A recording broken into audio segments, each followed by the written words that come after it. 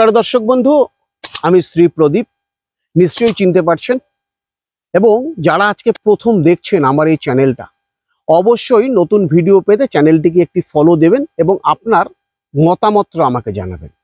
যাদের বাড়িতে পুত্র সন্তান বা কন্যা সন্তান বা যে কোনো লোক রয়েছেন যারা বিদেশ যেতে ইচ্ছুক, অর্থাৎ বিদেশ যাত্রা করতে চাইছেন, একই কোম্পানিতে চাকরি করছেন বাট বিদেশ যাত্রা হচ্ছে না, বা আপনি বিদেশে গিয়ে কোনো চাকরি করতে চাইছেন বা বিদেশে সেটেলমেন্ট করতে চাইছেন, এখনো পর্যন্ত হয়নি, বহু তান্ত্রিকের কাছে গেছেন, বিদেশ যাত্রা সবসময় আপনার গ্রহচকে রাহু আপনাকে দেয়, সেই জায়গায় বহু রকম রেমেডি আপনি নিয়েছেন, আজকের ডেট অবধি কোনো রকম সাকসেস নেই।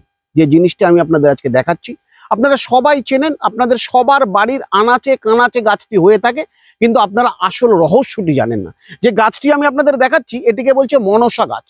এবার নিশ্চয়ই সবাই চিনতে পেরেছেন যে প্রদীপদা কেন এই গাছটা দেখাচ্ছে।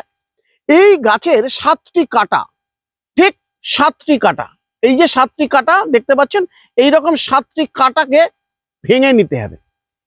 7টি কাঁটাকে ভেঙে নেওয়ার পর এই গাছের গোড়ায় যদি আপনার বাড়ির মেয়ে সন্তান বিদেশ যাত্রা করেন তাহলে লাল চেলি, যদি কোনো বেটা ছেলে বিদেশ যাত্রা করে সাদা চেলি এই গাছের গোড়ায় বাঁধবেন এবং 7টা সিঁদুরের টিপ দেবেন। যে মন্ত্রটি আমি বলছি, মন্ত্রটি জপ করে যাবেন 21 বার।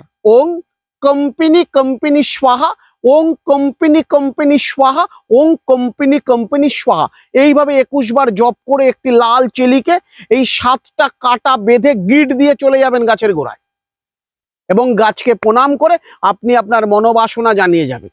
যেদিন আপনি করবেন, মা মনসার কৃপায় 21 থেকে 30 দিনের মধ্যে কিন্তু আপনার বিদেশ যাত্রা প্রস্তুত হবে। একবার করে দেখুন, তাহলে আপনি বুঝতে পারবেন যে একটি গাছ আপনার জীবনে কিভাবে আমূল পরিবর্তন এনে দিতে পারে। দর্শক বন্ধু, সুস্থ থাকুন, ভালো থাকুন। অবশ্যই আগামী ভিডিওটি পেতে চ্যানেলটিকে একটু ফলো করে রাখুন বা একটু শেয়ার করে রাখুন। নমস্কার দর্শক বন্ধু, সুস্থ থাকুন, ভালো থাকুন।